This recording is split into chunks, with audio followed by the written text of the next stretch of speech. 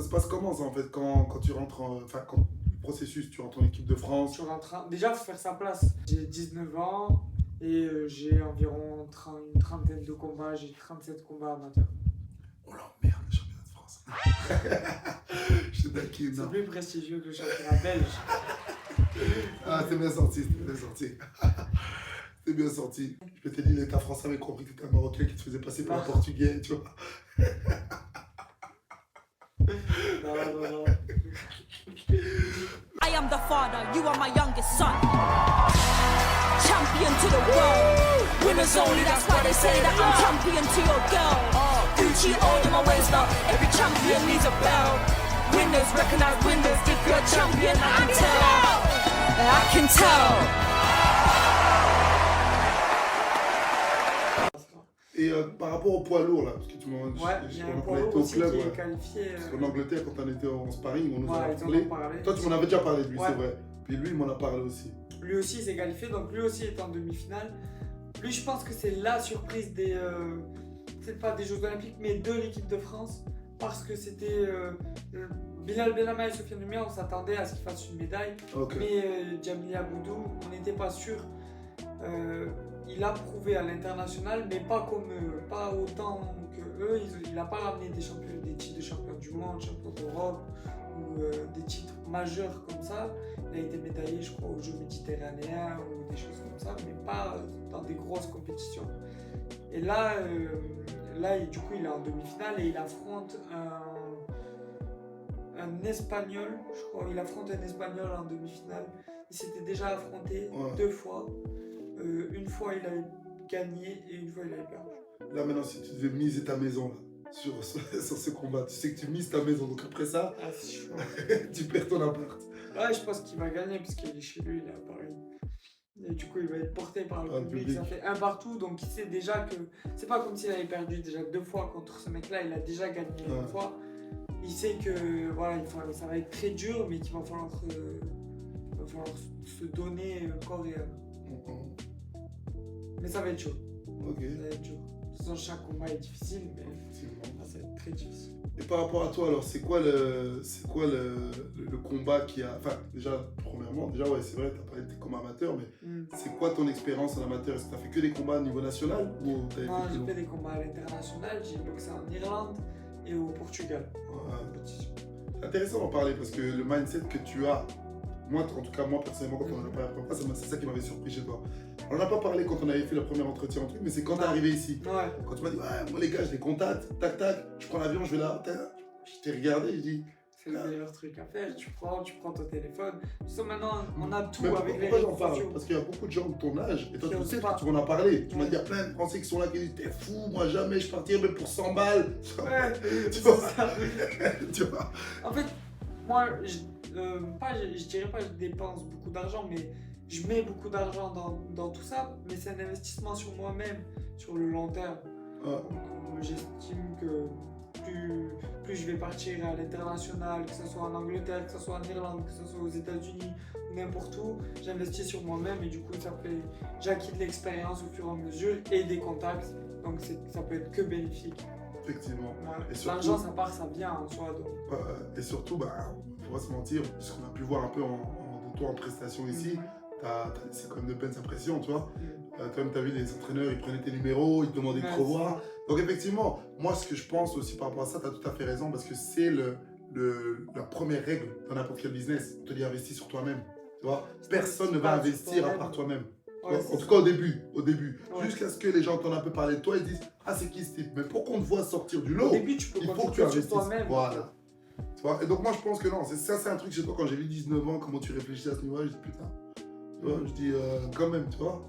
Parce que j'en vois plein sur internet, tu sais, sur le compte Success Army, qui me contactent, qui ont ton âge, mais qui bougent pas.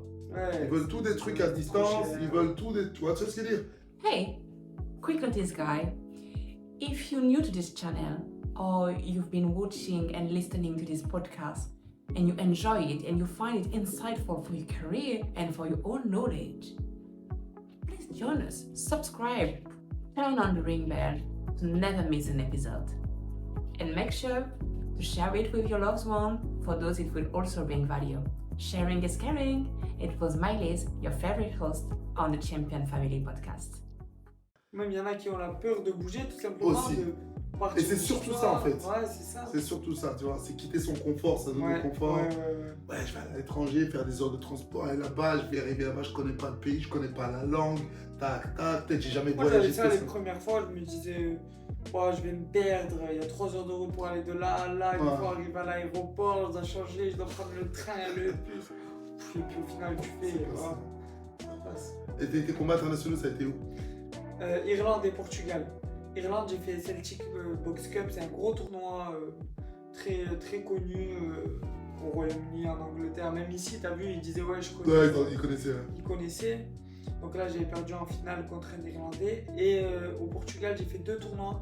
J'ai fait 2 fois la WBC amateur. Une année, je fais 2e parce que j'arrive directement en finale, mais du coup, je perds directement au premier combat. Mhm. Et l'année d'avant, par contre, là, je gagne le tournoi et du coup, j'ai remporté le titre WBC amateur. Mais là, c'était en esport. J'avais 17 ans. C'est bien ça. C'est bien. Et pourquoi ça t'intéresse spécialement dans l'international? Parce que beaucoup de Français, ils aiment bien rester dans juste le championnat national, tu vois. Et après, Parce qu'après, quand tu arrives dans ton pays, en France, t'as la Pas de respect. confiance, quoi. Ouais, et puis toi-même, t'as confiance en toi. Genre, tu sais de quoi tu es capable. Ouais. Tu sais ce que t'as fait à l'international. Moi, au Portugal, je prenais des mecs à chaque fois avec plus de 40 combats, de plus que moi. Ouais. De plus que moi. Donc, moi, j'avais 30, ils en avaient 80, 100. 70, ouais. 70 et tout ça, c'est vraiment un gros nombre de combats, les mecs qui ont fait les championnats d'Europe et tout.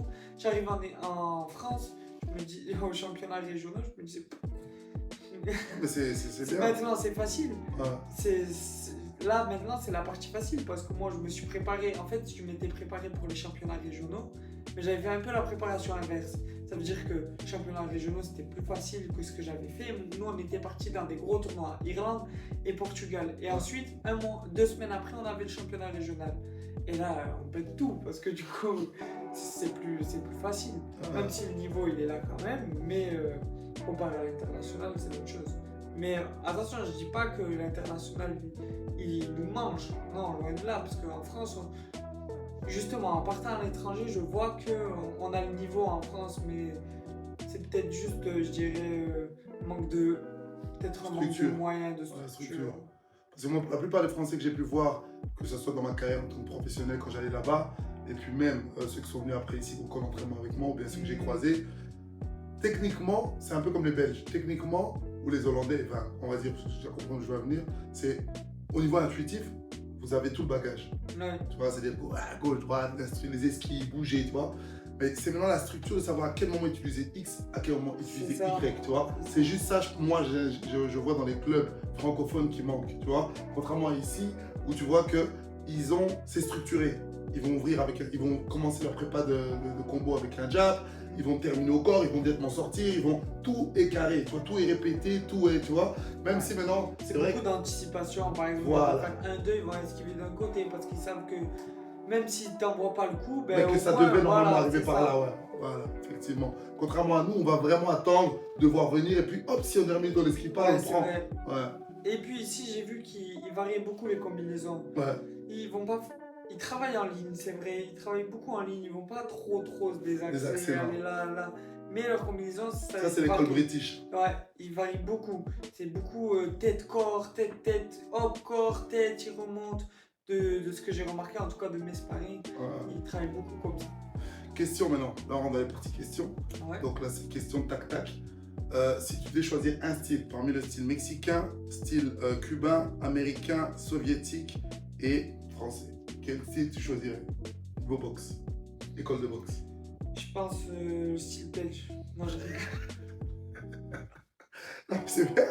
Moi, je me présente comme le meilleur Non, niveau non, belge, non, donc non. ça va.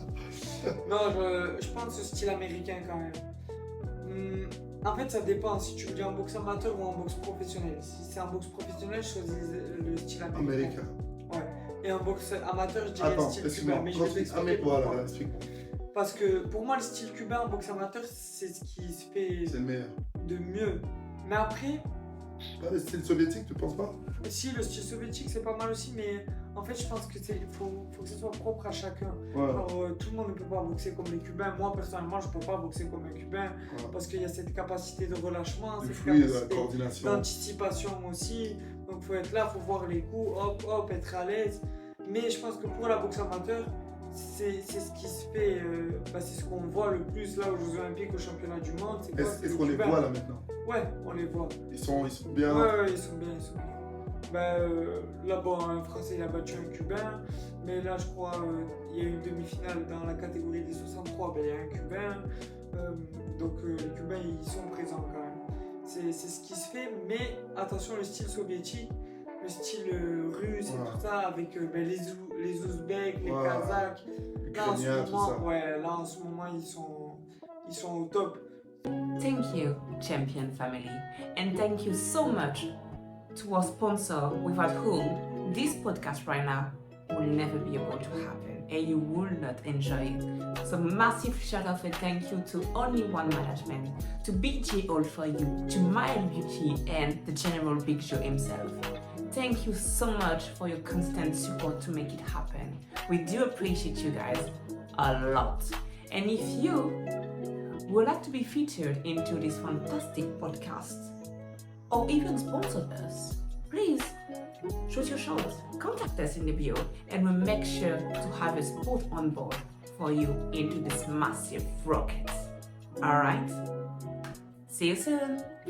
Thank you, Champion family.